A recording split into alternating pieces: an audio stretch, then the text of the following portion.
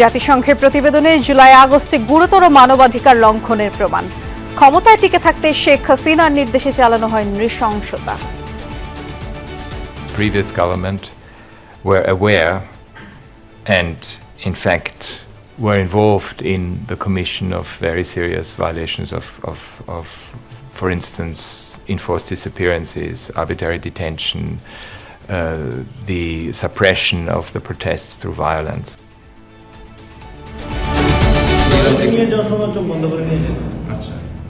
বাইরে কিছু দেখি নাই, শুধু ভিতরে দেখছি, দেয়াল দেখে আমি চিন্তা করছি। যখন আমাকে চোখ খোলা হয়েছে তখন আমি দেখি এরকম একটা প্রভাবে অন্ধকার প্রকোষ্ঠের দিনগুলো প্রধান উপদেষ্টার কাছে তুলে ধরলেন আসিফ নাহিদ সহ ভুক্তভোগীরা। আয়নাঘর সংস্কৃতি থেকে সমাজকে তুলে আনার প্রত্যয়। গত সরকার এই আইএমএ জাহেলিয়াতকে প্রতিষ্ঠিত করে গেছে সর্বক্ষেত্রে, এটা তার একটা নমুনা। আইন শৃঙ্খলা পরিস্থিতির উন্নয়ন সহ বিভিন্ন দাবিতে বিএনপির জেলার সমাবেশ শুরু। দ্রুত নির্বাচন দিয়ে ক্ষমতা হস্তান্তরই সমাধান বললেন নেতারা। ঢাকা বিশ্ববিদ্যালয়ে বুথ দিয়ে শিক্ষার্থীদের মতামত নিল বৈষম্য বিরোধী ছাত্র আন্দোলন। উঠে এসেছে নতুন দল নিয়ে আকাঙ্ক্ষার কথা। আমরা সবাই নতুন দলের প্রত্যাশা করছি। ইতিপূর্বে অন্য কোনো রাজনৈতিক দল মানুষের প্রত্যাশা আকাঙ্ক্ষা জানতে চেয়েছে কিনা আমি জানি না। মামলার রায় নিয়ে আইন উপদেষ্টার মন্তব্যে নাখোশ ট্রাইব্যুনাল। স্বাধীন সংস্থার বিচার নিয়ে আগাম মন্তব্য করলে পদক্ষেপের হুঁশিয়ারি।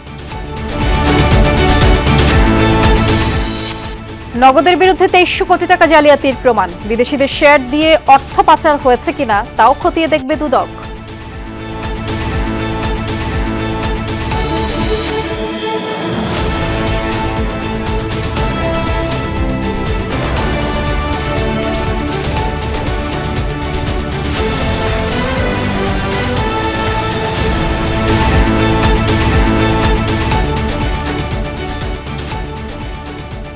শুভেচ্ছা। সন্ধ্যার বাংলাদেশের সবাইকে আমন্ত্রণ জানাচ্ছি। নুসরাত বৃষ্টির সাথে আছি। শিরোনামগুলো শুনছিলেন। জুলাই আগস্টে ছাত্র জনতার গণ অভ্যুত্থানে অন্তত 1400 জন নিহত হয়েছে বলে জাতিসংঘের ফ্যাক্ট ফাইন্ডিং মিশন জানিয়েছে। এদের অন্তত 78% আইন শৃঙ্খলা বাহিনীর গুলিতে মারা গেছে বলেও তারা জানায়। এমনকি সে সময় শিশুরা টার্গেট কিলিং এর শিকার হয়েছে বলে ওই তদন্ত রিপোর্টে উঠে এসেছে। সে সময় সরকার প্রধান শেখ হাসিনার নির্দেশনাতে এসব হত্যাকাণ্ড ঘটেছে বলে সংস্থাটি জানিয়েছে। মানবাধিকার বিষয়ক হাইকমিশনার ভলকের তুর্ক বলেছেন, ক্ষমতায় টিকে থাকতে এই অপরাধ, জবাবদিহিতা ও ন্যায় বিচার প্রতিষ্ঠায় জুলাই হত্যাকাণ্ডের বিচার করতেই হবে। জুলাই 2024 ভয়াবহ আর নৃশংসতম হত্যাকাণ্ড দেখেছে বাংলাদেশ তথা পুরো বিশ্ব। 16 জুলাই রংপুরে আবু সাইদকে প্রকাশ্যে গুলি করায় নতুন মাত্রা পায় আন্দোলন। একই দিন জীবন দিতে হয় আরও 5 জনকে। জাতিসংঘের ফ্যাক্ট ফাইন্ডিং মিশন বলছে, প্রধানমন্ত্রীর কার্যালয়, সেনা প্রতিনিধি সহ গোয়েন্দা সংস্থা ও আইনশৃঙ্খলা বাহিনীর প্রতিনিধি নিয়ে কোর কমিটি গঠন করে আন্দোলন দমনে সর্বোচ্চ বল প্রয়োগ শুরু করে সরকার।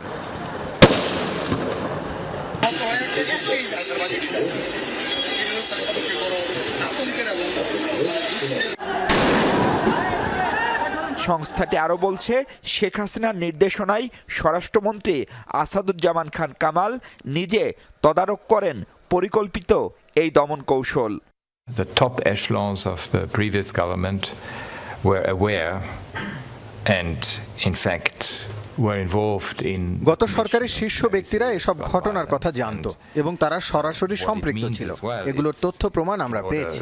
These are findings and তদন্ত রিপোর্টে 1 জুলাই থেকে 15 আগস্ট 46 দিনে গুলিতে প্রাণ গেছে 1400 মানুষের। 78% of the 1,400 people who we know have been killed, there may be more, was by firing military rifles. নিহত 1400 জনের 78% মিলিটারি রাইফেল ও শটগানের গুলিতে মারা গেছে। আমি নিজে ঢাকার হাসপাতালে গিয়ে আহতদের সাথে কথা বলেছি। তাদের অনেকেই সারা জীবনের জন্য পঙ্গু হয়ে গেছে। And some of them will be disabled for their lives. Police, RAB, BGB সহ আইনশৃঙ্খলা বাহিনীর টার্গেট ছিল শিশুরাও। এ সময় অকালে মারা গেছে অন্তত 118 নিষ্পাপ শিশু।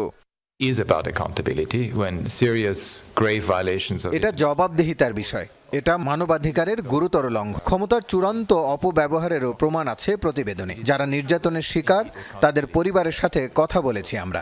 বিচার করতেই হবে। to the survivors and the victims and শুধু গুলি করে হত্যা নয়, জুলাই আগস্টের রাষ্ট্রীয় নির্মমতায় জাতিসংঘের হিসেবে আহত 11,700 মানুষ।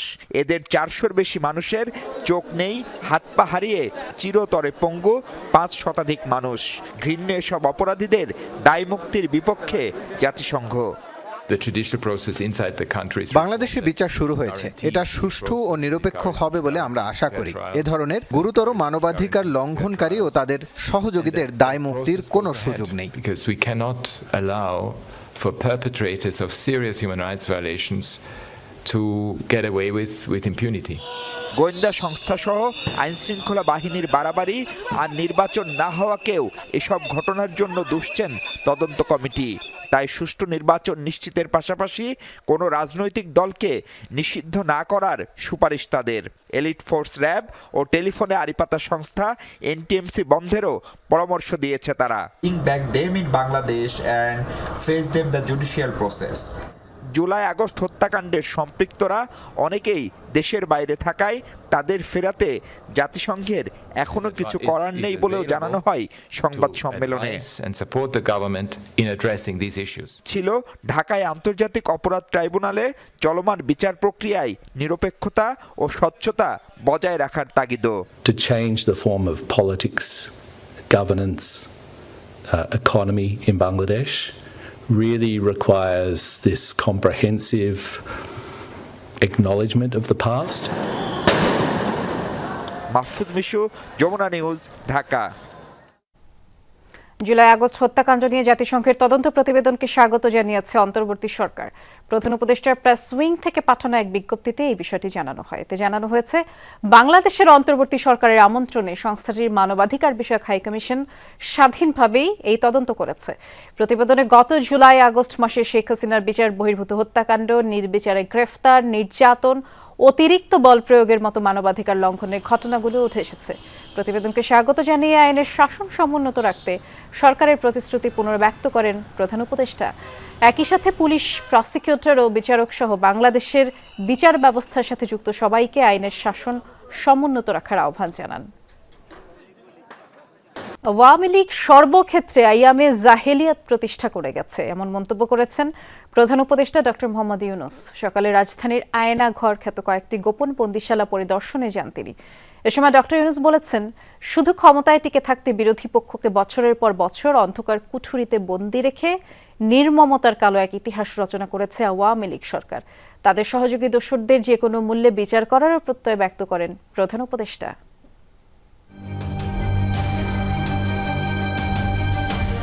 প্রথমবারের মতো বহুল আলোচিত আয়নাঘর পরিদর্শনে প্রধান উপদেষ্টা ডক্টর মোহাম্মদ ইউনূস। সঙ্গে ছিলেন উপদেষ্টা মণ্ডলীর সদস্য, বিদেশি গণমাধ্যম প্রতিনিধি, আইনজীবী, মানবাধিকার কর্মীসহ বেশ কয়েকজন ভুক্তভোগী, যারা বছরের পর বছর বন্দী ছিলেন এসব আয়নাঘরে। গুম সংক্রান্ত কমিশন অনুসন্ধানের পর প্রাথমিকভাবে যা বলেছিল, বাস্তবে তার চেয়েও ভয়াবহ দৃশ্য দেখে গা শিউরে ওঠে সবার।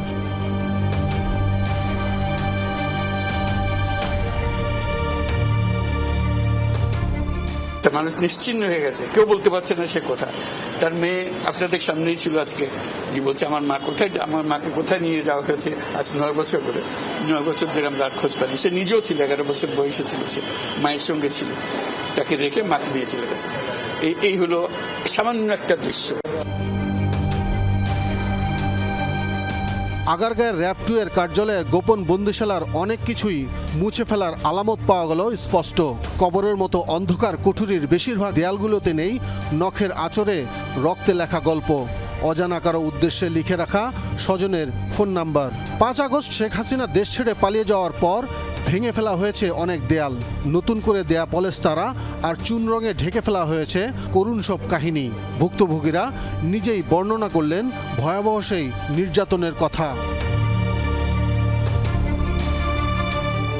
হোয়াইট খানা যেরকম থাকে না গোয়া রাজকে এটা অল ব্ল্যাক পেইন্টেড। ওই যে খুপড়ির মধ্যে তাকে রাখা হয়েছে, গ্রামে তো মুরগির খাঁচা চেয়ে বড় হয়, এরকম অবস্থা মুরগিও নড়াচড়ার যেরকম জায়গা পায় না, ওরও নড়াচড়ার কোনো জায়গা নেই। ওকে ব্যবস্থা রাখা হয়েছে মাসের পর মাস, বছরের পর বছর তাকে ব্যবস্থা রাখা। গত সরকার এই আইএমএ জাহেলিয়াতকে প্রতিষ্ঠিত করে গেছে সর্বক্ষেত্রে, এটা তার একটা নমুনা। প্রথম দিনের ভিজিটে কচুক্ষেত ও উত্তরা এলাকার আয়নাঘরেও যান পরিদর্শক দল, যেটা নিয়েই খবর প্রচার হয়েছিল বিদেশি গণমাধ্যমে। বিভিন্ন রাজনৈতিক দলসহ সরকার বিরোধী মতের লোকজন, সাবেক সেনা কর্মকর্তা, মানবাধিকার কর্মীদের গুম করে রাখা হয়েছিল এসব আয়নাঘরে। স্বজনরা জানতেই পারেনি তারা বেঁচে আছে নাকি মরে গেছেন। গুম কমিশন যেটা আমাদের সামনে নিয়ে আসলো সেটা হলো যে কি পরিমাণে একটা দেশকে সর্বদিকে ধ্বংস করা যায়, এমনকি মানুষের একেবারে সামান্যতম যে মানবিক অধিকার সেটুকু থেকে বঞ্চিত করে রেখে দেওয়া হয়েছে। আজকে এটা জাতির জন্য একটা বড় চূড়ান্ত রকমের একটা ডকুমেন্ট হবে। যারা করেছে তারা আমাদেরই সন্তান, আমাদেরই ভাই, আমাদেরই ঘনিষ্ঠ আত্মীয়, তারাই করেছে। এবং আমরা এই সমাজকে যদি এর থেকে বের করে না আনতে পারি তাহলে এই সমাজ তো টিকে থাকবে না। মূলত সরকারের বিভিন্ন বাহিনীর গোপন বন্দিশালাগুলোকেই বলা হয় আয়নাঘর। শেখ হাসিনার শাসনকালে 2009 থেকে 2021 সালের সেপ্টেম্বর পর্যন্ত প্রাথমিক তদন্তে 1,500-এরও বেশি মানুষকে গোপনে বন্দী করে রাখার তথ্য পেয়েছে গুম কমিশন। এসব ঘটনায় জড়িতদের যে কোনো মূল্যে আইনের কাঠগড়ায় দাঁড় করানোর উপর জোর দিলেন শান্তিতে নোবেলজয়ী ডক্টর মোহাম্মদ ইউনূস।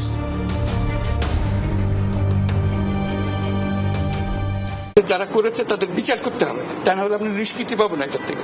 এই যে কাজগুলো করে গেল তারা, তা না হলে আমরা আবার মুক্তভাবে বলবো কি করে যে আমরা এই দেশের মানুষ, আমরা পরিষ্কার। যারা করেছে তাদের জন্য আমরা কেন মুক্ত হতে যাব? পর্যায়ক্রমে ঢাকা এবং ঢাকার বাইরে অন্যান্য আয়নাঘরও পরিদর্শন করবেন অন্তর্বর্তী সরকারের প্রধান উপদেষ্টা।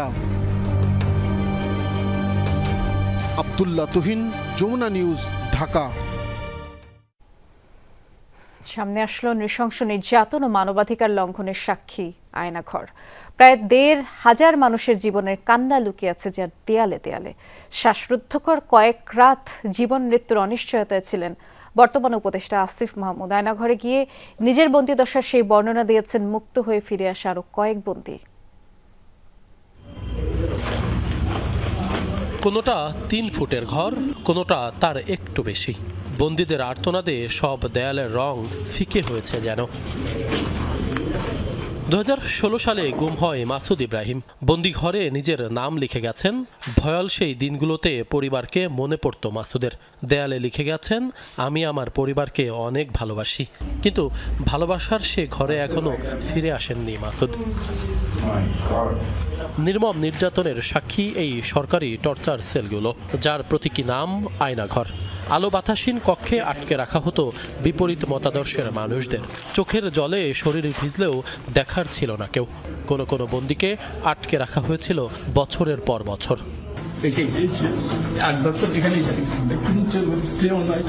পরিস্থিতি পাল্টালে ভাগ্য খোলে কারো কারো। মুক্ত হয়ে ফিরে আসেন প্রিয়জনদের কাছে।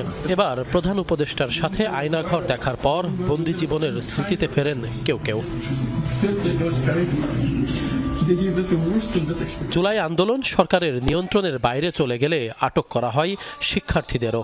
আয়নাঘরে নিজেদের বন্দি কক্ষ ঘুরে দেখেন উপদেষ্টা নাহিদ আসিফও।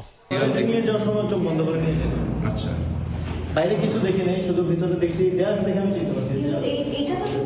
যখন আমাকে চোখ খোলা হয়েছে তখন আমি দেখি এরকম একটা প্রভাবে যতক্ষণ রুমে থাকতাম তখন চোখ খোলা থাকতো, হাত খোলা বেরোত। রুম থেকে বের করার সময় আবার চোখ হাত খোলা বাঁধত। শেখ হাসিনার আমলে ছোট্ট এই ঘরে ঠিক কত মানুষকে বছরের পর বছর গুম থাকতে হয়েছে তার সঠিক হিসেব নেই কারো কাছে। এদের মধ্যে অনেকেই এখনো গুম। তাদের ভাগ্যে কি ঘটেছে, বেঁচে আছে নাকি মারা গেছে তাও জানা যায়নি। শুধু চোখের জলই ফেলে চলেছেন পরিবারের সদস্যরা। আমি আর কিচ্ছু চাই না, আমার বাবাকে লাগবে, আমার বাবাকে আমার কাছে। আয়নাঘরের জীবন কতটা মর্মান্তিক ছিল সেই লোমহর্ষক বর্ণনা শুনুন একজন ভুক্তভোগীর মুখে। আয়নাঘরে যখন আমাকে নেওয়া হলো তখন ওখানে বুঝতে পারলাম একটা আন্ডারগ্রাউন্ড একটা নিচু জায়গা, ওখানে চোখ বাঁধা, আমার হাত পিছনে হ্যান্ডকাপ পরা, পরে ওখানে নামিয়ে একটা চেয়ারে নামানো হলো। তো চেয়ারে বসানো হলো আমাকে, সেই চেয়ারটাতে হাত দুটো বেঁধে দেওয়া হলো এবং আমার কানে দুটো ক্লিপ লাগিয়ে দিয়ে মানে ইচ্ছা মতো ইলেকট্রিক শক দেওয়া হলো। তো যখন আমার মাথা ঘুরে উঠতো, তখন যখন ইলেকট্রিক শক দেওয়াটা বন্ধ করতো, তখন দেখতাম আমার মুখ তারা মুছে দিচ্ছে, মানে অনেক ফেনা বের হয়ে যায়। এভাবে ইলেকট্রিক শক দেওয়া হয় এবং সেন্সিটিভ পার্টে আমার ইলেকট্রিক শক দেওয়া হয়। গুম কমিশনের রিপোর্ট অনুযায়ী রাজধানী ছাড়াও দেশের বিভিন্ন স্থানে বহু আয়নাঘর রয়েছে। আশিক মাহমুদ, যমুনা নিউজ, ঢাকা। বাংলাদেশে যত আয়নাঘর আছে সব খুঁজে বের করা হবে বলে জানিয়েছেন প্রধান উপদেষ্টা প্রেস সচিব শফিকুল আলম। দুপুরে রাজধানীর ফরেন সার্ভিস একাডেমিতে আয়োজিত এক সংবাদ সম্মেলনে তিনি কথা জানিয়েছেন। বলেছেন দেশে 7 থেকে 800-র বেশি আয়নাঘর বা টর্চার সেল আছে। প্রধান উপদেষ্টা সহ 6 জন উপদেষ্টা, গুম কমিশনের সদস্যরা, গুমের শিকার 8 ব্যক্তি এবং 3টি বিদেশি গণমাধ্যমের প্রতিনিধিরা আয়নাঘর পরিদর্শন করেছে। আরও জানান, আয়নাঘরের আলামত ধ্বংস করা হয়েছে কিনা তা তদন্ত করে দেখছে গুম কমিশন এবং আন্তর্জাতিক অপরাধ ট্রাইব্যুনাল। তবে পরিদর্শন করা আয়নাঘরগুলোর কিছু জায়গায় নতুন প্লাস্টার দেখা গেছে। বলেন, জাতিসংঘের প্রতিবেদনে বলা হয়েছে এসব শেখ হাসিনার নির্দেশেই হয়েছে। এ সময় উপপ্রেস সচিব আজাদ মজুমদার জানান, 2 দিনের সংক্ষিপ্ত সফরে আজ সংযুক্ত আরব আমিরাতে সফরে যাচ্ছেন প্রধান উপদেষ্টা, ফিরবেন আগামী শুক্রবার। বাংলাদেশে যত আয়নাঘর আছে প্রত্যেকটা খুঁজে বের করা হবে। সোফার আমাদের কাছে গুম কমিশনের ইনভেস্টিগেশন অনুযায়ী এবং সিকিউরিটি ফোর্সে যা ইনভেস্টিগেশন করেছে, আমরা জেনেছি এটার সংখ্যা কয়েকশো, মেবি 700 থেকে 800, এবং এইটা আরও বের হচ্ছে।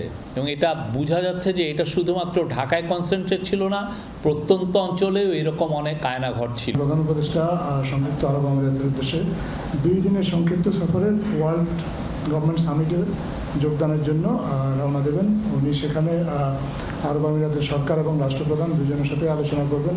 প্রয়োজনীয় সংস্কার শেষে দ্রুত নির্বাচন দিয়ে জনগণের প্রতিনিধির কাছে ক্ষমতা হস্তান্তরের জন্য অন্তর্বর্তীকালীন সরকারের প্রতি আহ্বান জানিয়েছেন বিএনপি নেতারা। জেলা পর্যায়ে সমাবেশের অংশ হিসেবে খুলনা, সিরাজগঞ্জ, লালমনিরহাট এবং সিরাজগঞ্জে অংশ নিয়েছেন কেন্দ্রীয় নেতারা। বক্তব্যে তারা নির্বাচনী রোডম্যাপ ঘোষণা, আইন শৃঙ্খলা পরিস্থিতির উন্নতি করা সহ বিভিন্ন দাবি তুলে ধরেন।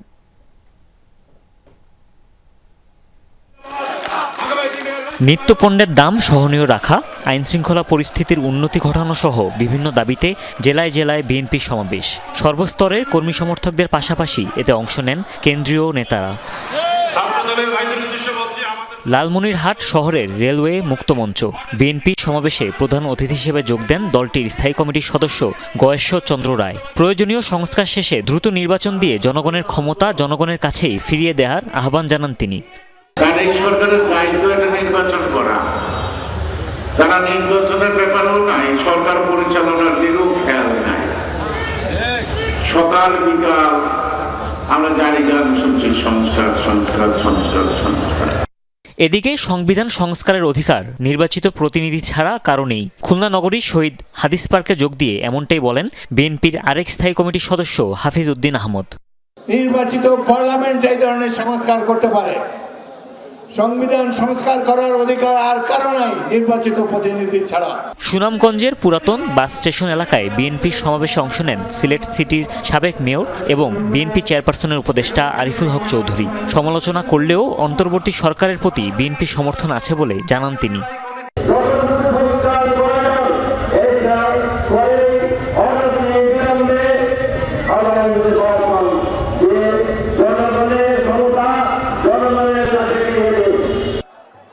জুলাই আগস্টের পট পরিবর্তনের মধ্য দিয়ে ফেসিবাদের পতন হলেও গণতন্ত্র পুনরুদ্ধার হয়নি। সিরাজগঞ্জে বিএনপি সভায় এমনটাই মন্তব্য করেন দলটির স্থায়ী কমিটির সদস্য নজরুল ইসলাম খান। যারাই আছে বাংলাদেশের প্রতিপক্ষ আমাদের ভয় পায়, তারা আমাদের ঐক্যকে শুধু বিএনপি ঐক্যবদ্ধ থাকলে কারো কোনো চান্স নাই। নির্বাচনের মাধ্যমে জনগণের হাতে ক্ষমতা দিলে দ্রব্যমূল্য সহ সার্বিক পরিস্থিতি নিয়ন্ত্রণে চলে আসবে বলেও মন্তব্য করেন বক্তারা। দিবেন নাকি তাদের সুবিধা? হুমায়ুন রশিদ, যমুনা নিউজ। রাজনৈতিক দল গঠনে শিক্ষার্থীদের মতামত নিতে জনমত জরিপ শুরু করেছে বৈষম্য বিরোধী ছাত্র আন্দোলন। সকাল থেকেই ঢাকা বিশ্ববিদ্যালয়, টিএসসি, সেন্ট্রাল লাইব্রেরি, কার্জন হল সহ 6টি বুথে রাজনৈতিক দল নিয়ে নিজেদের মতামত জানাচ্ছেন শিক্ষার্থীরা। এতে নতুন দলের নাম কি হবে, মার্কা কি হবে, এমন নানা প্রশ্নে নিজেদের আকাঙ্ক্ষার কথা জানান তারা। আর তাদের প্রত্যাশা, ছাত্র জনতার আকাঙ্ক্ষা বাস্তবায়নে কাজ করবে নতুন এই রাজনৈতিক দল। নতুন রাজনৈতিক দল গঠনে দেশব্যাপী আপনার চোখে নতুন বাংলাদেশ শীর্ষক জনমত জরিপ। বুধবার ক্যাম্পেইনের প্রথম দিন ঢাকা বিশ্ববিদ্যালয়ের 6টি পয়েন্টে মতামত নেওয়া হয় শিক্ষার্থীদের। সকাল থেকে ঢাকা বিশ্ববিদ্যালয়ের টিএসসি, সেন্ট্রাল লাইব্রেরি, কার্জন হল সহ 6টি বুথে রাজনৈতিক দল নিয়ে নিজেদের মতামত জানান শিক্ষার্থী সহ বিভিন্ন শ্রেণী পেশার মানুষ, যেখানে নতুন দলের নাম, মার্কা সহ নানা প্রত্যাশার কথা লেখেন তারা। এই ফরমের ভিতরে যেই বিষয়গুলো তুলে ধরা হয়েছে, এগুলো যদি আসলে আমরা আমাদের চিন্তাটাকে আসলে ফর্মটা দেওয়ার অর্থ হলো আপনাকে চিন্তা করতে হবে। আমরা সবাই নতুন দলের একটা প্রত্যাশা করছি, অবশ্যই সেটা ছাত্র জনতার মতামতের ভিত্তিতেই হবে। ইতিপূর্বে অন্য কোনো রাজনৈতিক দল মানুষের প্রত্যাশা আকাঙ্ক্ষা জানতে চেয়েছে কিনা আমি জানি না। সংগঠকরা বলছেন, রাজনৈতিক দল গঠনে গণ অভ্যুত্থানে অংশ নেওয়া শিক্ষার্থীদের ভালোই সাড়া পাচ্ছেন। সেই শিক্ষার্থীরা এখানে স্বতঃস্ফূর্তভাবে অংশগ্রহণ করছে এবং আমাদের ফর্ম শর্ট পড়ে গিয়েছিল, আমরা মাত্র ওই যে ফর্ম আনিয়েছি। অনলাইন, অফলাইন দুই মাধ্যমে জনমত জরিপ চলছে জানিয়ে বৈষম্য বিরোধী ছাত্র আন্দোলনের আহ্বায়ক হাসনাত আব্দুল্লাহ বলেন, সংস্কার শেষে নির্বাচন হলে তা গ্রহণযোগ্য হবে। বিদ্যমান ইনস্টিটিউশনগুলোকে আগের মতো অবস্থায় রেখে আমরা আবার একটি নির্বাচন দিই, সেই নির্বাচনটি গ্রহণযোগ্য হবে না, বা এই নির্বাচনটি কতটি মানুষের আস্থা অর্জন করতে পারে সেটি কিন্তু পরবর্তীতে প্রশ্নের মাত্রা একটু যোগ করবে। তো সেই জায়গা থেকে আমরা বারবার যেটি চেয়েছি সেটা হচ্ছে কনস্টিটিউশনাল রিফরমেশন আর ইনস্টিটিউশনাল রিফরমেশন, যাতে করে একটি ফ্রি, ফেয়ার অ্যান্ড পার্টিসিপেটরি একটা ইলেকশন হতে পারে। সপ্তাহব্যাপী ক্যাম্পেইনে বৃহস্পতিবার বেসরকারি বিশ্ববিদ্যালয়ের শিক্ষার্থীদের মতামত নেবে বৈষম্য বিরোধী ছাত্র আন্দোলন। রাব্বি সিদ্দিকী, যমুনা নিউজ, ঢাকা। আন্তর্জাতিক অপরাধ ট্রাইব্যুনাল সম্পূর্ণ স্বাধীন, বিচার কাজ নিয়ে কেউ আগাম মন্তব্য করলে ব্যবস্থা নেবে ট্রাইব্যুনাল। অক্টোবরের মধ্যে কয়েকটি মামলার রায় হতে পারে। মঙ্গলবার সচিবালয়ে আইন উপদেষ্টার এমন বক্তব্যে অসন্তোষ জানিয়ে এই মন্তব্য করেন ট্রাইব্যুনাল। দুপুরে গুমের মামলায় শুনানি শেষে 20 এপ্রিলের মধ্যে তদন্ত প্রতিবেদন জমা দেওয়ার নির্দেশও দেন ট্রাইব্যুনাল। আন্তর্জাতিক অপরাধ ট্রাইব্যুনালে জুলাই হত্যাকাণ্ড এবং বিগত সরকারের আমলে গুম খুনের ঘটনায় বিচার কাজ শুরুর পর এখন পর্যন্ত অভিযোগ জমা পড়েছে 300-র অধিক। মামলা হয়েছে 18টি, গ্রেফতার করা হয়েছে অন্তত 42 জনকে। তবে এখন পর্যন্ত কোনো মামলারই তদন্ত কাজ শেষ করতে পারেনি তদন্ত সংস্থা। এমন অবস্থায় মঙ্গলবার সচিবালয়ে সাংবাদিকদের কাছে বিচার কাজের অগ্রগতি তুলে ধরতে গিয়ে আইন উপদেষ্টা আগামী অক্টোবরের মধ্যে 3 থেকে 4টি মামলার রায়ের সম্ভাবনার কথা জানান। অক্টোবরের মধ্যে আমরা 3-4টা মামলার রায় পেতে যাচ্ছি বলে আশা করি। দুপুরে গুমের ঘটনায় দায়ের করা মামলার শুনানিতে এ বিষয়ে উষ্মা প্রকাশ করেন ট্রাইব্যুনাল। বলেন, স্বাধীন ট্রাইব্যুনালের বিচার প্রক্রিয়া নিয়ে ভবিষ্যতে এমন মন্তব্য করলে ব্যবস্থা নেওয়া হবে। মাননীয় ট্রাইব্যুনাল এই বক্তব্য ব্যবহারের ব্যাপারে আমরা বলতেই হয় যে একটু অসন্তোষ প্রকাশ করেছেন। বলেছেন, ট্রাইব্যুনাল একটি স্বাধীন সংস্থা, ট্রাইব্যুনালের বিচার ব্যবস্থা এবং ট্রাইব্যুনালের কোনো কার্যক্রম নিয়ে কারো কোনো মন্তব্য ট্রাইব্যুনাল পছন্দ করেন না। এর আগে সকালে গুমের ঘটনায় দায়ের করা মামলায় হাজির করা হয় এনটিএমসির সাবেক মহাপরিচালক মেজর জেনারেল জিয়াউল আহসানকে। 20 এপ্রিল এ মামলার তদন্ত প্রতিবেদন দাখিলের নির্দেশ দেন আদালত। আমরা ট্রাইব্যুনালকে বলেছি যে যেহেতু ট্রাইব্যুনালের এই মামলাটি ইনফোর্স ডিসঅ্যাপিয়ারেন্স গুম এবং বিচার বহির্ভূত হত্যার অভিযোগ এবং সারা দেশব্যাপী এটি সংগঠিত হয়েছে দীর্ঘ সময় ধরে, 2009 থেকে 2024 পর্যন্ত। অতএব আমাদের তদন্ত কার্যক্রম সম্পন্ন করার জন্য আরও বেশ কিছু সময় প্রয়োজন। পৃথক আরেকটি আবেদনের প্রেক্ষিতে রামপুরা এলাকায় জুলাই-আগস্ট গণহত্যার সাথে জড়িত আরও 2 পুলিশ কর্মকর্তার বিরুদ্ধে গ্রেফতারি পরোয়ানা জারি করেছেন ট্রাইব্যুনাল। আরিফুর রহমান সবুজ, যমুনা নিউজ, ঢাকা। জুলাই আন্দোলনে গণহত্যা ও মানবতা বিরোধী অপরাধের অভিযোগে গ্রেফতার রাজধানীর বাড্ডা জোনের সাবেক সহকারী কমিশনার এএসপি রাজন কুমার সাহাকে আন্তর্জাতিক অপরাধ ট্রাইব্যুনালে নেওয়া হয়েছে। আর এই ট্রাইব্যুনালে তাকে কারাগারে পাঠানো নিয়ে শুনানি হওয়ার কথা রয়েছে। বিষয়টি সাংবাদিকদের নিশ্চিত করেন রাষ্ট্রপক্ষের আইনজীবী প্রসিকিউটর গাজী MH তামিম। তিনি বলেছেন, জুলাই আগস্টে মানবতা বিরোধী অপরাধের অভিযোগে সাবেক এসসি রাজন কুমার সাহাকে গ্রেফতারের পর ট্রাইব্যুনালে হাজির করা হয়। জুলাই আগস্টে ছাত্র জনতার অভ্যুত্থানের সময় রাজন সাহা ডিএমপির বাড্ডা জোনের সহকারী পুলিশ কমিশনারের দায়িত্বে ছিলেন এবং আন্দোলন চলাকালে রামপুরা এলাকায় মানবতা বিরোধী অপরাধে জড়িত থাকার অভিযোগে তাকে আটক করা হয়েছে। গত 5 আগস্ট শেখ হাসিনা সরকার পতনের পর আইনশৃঙ্খলা বাহিনীতে রদবদলের মধ্যে তাকে র্যাবে বদলি করা হয়েছিল। গাজীপুরের পলাতক আওয়ামী লীগ নেতা আকম মোজাম্মেল হকের বাড়িতে হামলার ঘটনায় আহত শিক্ষার্থী আবুল কাশেম মারা গেছেন। বিকেল 3টার দিকে ঢাকা মেডিকেল কলেজ হাসপাতালে চিকিৎসাধীন অবস্থায় তিনি মারা যান। রাত 9টায় কেন্দ্রীয় শহীদ মিনারে তার প্রথম জানাজা অনুষ্ঠিত হবে। জানাজার পর আওয়ামী লীগের বিচার এবং দলটি নিষিদ্ধের দাবিতে কফিন মিছিলের ঘোষণাও দিয়েছে বৈষম্য বিরোধী ছাত্র আন্দোলন। একই সাথে সারা দেশে প্রত্যেক জেলা উপজেলা ইউনিয়নে কাশেমের গায়েবানা জানাজা ও খাটিয়া মিছিলের কর্মসূচিও দিয়েছে তারা। শুক্রবার রাত 9:30টার দিকে গাজীপুর মহানগরের ধীরাশ্রমের দক্ষিণখানে সাবেক মুক্তিযুদ্ধ বিষয়ক মন্ত্রী আকম মোজাম্মেল হকের বাড়ি ভাঙচুর করতে যায় বিক্ষুব্ধ ছাত্র জনতা।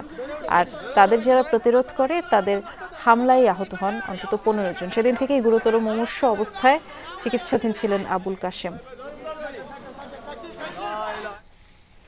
অপারেশন ডেভিল হান্টে এখন পর্যন্ত আশানুরূপ অস্ত্র উদ্ধার হয়নি বলে মন্তব্য করেছেন স্বরাষ্ট্র উপদেষ্টা অবসরপ্রাপ্ত লেফটেন্যান্ট জেনারেল মোহাম্মদ জাহাঙ্গীর আলম চৌধুরী। সকালে গাজীপুরের শফিপুরে বাংলাদেশ আনসার ও গ্রাম প্রতিরক্ষা বাহিনীর 77তম প্রতিষ্ঠাবার্ষিকী এবং 45তম জাতীয় সমাবেশে তিনি যোগ দেন। বলেন, পর্যায়ক্রমে সকল অবৈধ অস্ত্র উদ্ধার করা হবে এবং দেশের আইনশৃঙ্খলা পরিস্থিতি নিয়ন্ত্রণ, সামাজিক নিরাপত্তা নিশ্চিতে গুরুত্বপূর্ণ অবদানও রাখছে আনসার সদস্যরা। আনসার বাহিনীর কার্যক্রমের প্রশংসাও করেন উপদেষ্টা। বলেন, আন্দোলনে তাদের যৌক্তিক দাবিগুলোর প্রতি গুরুত্ব দেওয়া হবে। অল্প যত পরিমাণ আপনারা আশা করছিলাম অতগুলি হয় নাই, বাট আস্তে আস্তে হয়তো উদ্ধার হবে। দেশের জন্য অনেক কাজও করে এবং দেখলেন ইসের সময় দেশে অনেক কিছু খালি হয়ে গেছিল, কিন্তু আনসাররা কিন্তু তার দায়িত্ব যেই সব জায়গায় ছিল তারা কিন্তু তাদের প্লেস কোথাও ছাড়ে নাই। গণ অভ্যুত্থানে আহতদের হাসপাতালে নিবন্ধন সম্পন্ন করে তাদের হাতে স্মার্ট কার্ড তুলে দিল নির্বাচন কমিশন। রাজধানীর পঙ্গু হাসপাতালে আহতদের হাতে স্মার্ট কার্ড তুলে দেন এনআইডির মহাপরিচালক। নতুনভাবে কোনো স্বৈরাচারের যেন উত্থান না হয়, জনবান্ধব প্রতিনিধি নির্বাচন করতে চায় তারা। জাতীয় পরিচয়পত্র হাতে পেয়ে নিজেদের অভিব্যক্তি তুলে ধরেন আহত নতুন ভোটাররা।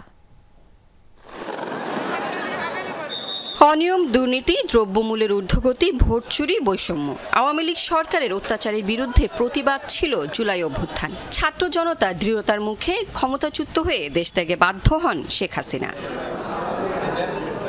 স্বাস্থ্য অধিদপ্তরের হিসাব অনুযায়ী এই আন্দোলনে 20,000-এর বেশি মানুষ আহত হয়েছে। বিভিন্ন হাসপাতালে চিকিৎসাধীন অনেকে, যাদের বয়স 18 কিন্তু জাতীয় পরিচয়পত্র পাননি, হাসপাতালে নিবন্ধন করে তাদের স্মার্ট কার্ড প্রদান করছে নির্বাচন কমিশন। এরই ধারাবাহিকতায় পঙ্গু হাসপাতালে 17 জনকে স্মার্ট কার্ড দেয়া হলো। 18 বছর হয়নি এমন 3 জনকে প্লাস্টিকের জাতীয় পরিচয়পত্র দেয়া হয়েছে, তবে তারা ভোট দিতে পারবেন না। বিভিন্ন হাসপাতালে আহতদের পর্যায়ক্রমে জাতীয় পরিচয়পত্র দেয়া হবে, জানান এনআইডি মহাপরিচালক। বাংলাদেশের যে কোনো হাসপাতালে যদি জুলাইয়ে বিপ্লবে আহত কোনো ছাত্র বা জনতা অসুস্থ থেকে থাকে এবং এনআইডি সেবা পায়নি অথবা পাওয়া দরকার, আমরা তাদের কাছে খবর পেলেই পৌঁছে যাব। রনি 4 আগস্ট গুলিবিদ্ধ হন চট্টগ্রামে। বাম হাত কখনই ঠিক হবে না, জানিয়েছে চিকিৎসকরা। সুষ্ঠু নির্বাচন এবং দেশের মানুষের অধিকার ফিরে পেলে কষ্ট সার্থক হবে। স্মার্ট কার্ড হাতে পেয়ে এভাবেই নিজের অভিব্যক্তি তুলে ধরেন রনির মতো বাকি আহতরা। আমরা চাই না যে বিগত দিনে কোনো স্বৈরাচার আসুক, আমাদের মতো আরও ছেলে মেয়ের যান যাক বা অন্য আমাদেরকে আবার রাস্তায় নামতে হয়। এখন দেশের একটা নাগরিক হয়েছে, নিজের কাছে এখন অন্যরকম লাগতেছে। শান্তিভাবে যেন ভোটটা দিতে পারে, নিজের ভোটটা যেন নিজের হাত দিয়ে দিতে পারে, যে আমি ভোট দিতে গেলাম যেন বলা না হয় যে আমার ভোটটা হয়ে গেছে। যাকে আমার মনে হবে যে সে জনবান্ধব, যাকে আমার মনে হবে যে সে দেশের ভালো চায়। এখন বর্তমানে যে সমস্যাটা চলছে, যে মুদ্রাস্ফীতির সমস্যা চলছে বাংলাদেশে, আমি দেখব যে যাদের কারণে এটা কমে আসতেছে, তো আমি তো অবশ্যই তাকে নির্বাচিত করার চেষ্টা করব। নতুন স্মার্ট কার্ড প্রদানের পাশাপাশি সংশোধনের কাজও করছে নির্বাচন কমিশন। লাভলি বিথি, যমুনা নিউজ, ঢাকা। মোবাইলে আর্থিক সেবা প্রদানকারী প্রতিষ্ঠান নগদের বিরুদ্ধে 2300 কোটি টাকা জালিয়াতির প্রমাণ পেয়েছে দুদক। বুধবার সংস্থাটির বনানী অফিসে অভিযান চালিয়ে এই অসঙ্গতি পাওয়া যায়। একই সাথে বিদেশিদের 70% বেশি শেয়ার দেওয়ার মাধ্যমে মানি লন্ডারিং ও ডাক বিভাগের সাথে অসম চুক্তির বিষয়ে নথিপত্র বিশ্লেষণ করে অভিযান পরিচালনাকারী দল। যাচাই বাছাইয়ের পরে পরবর্তী পদক্ষেপ নেওয়া হবে। বিগত আওয়ামী লীগ সরকারের সুবিধাভোগীদের মাধ্যমে প্রতিষ্ঠিত মোবাইলের আর্থিক সেবা প্রদানকারী প্রতিষ্ঠান নগদে দুদকের অভিযান।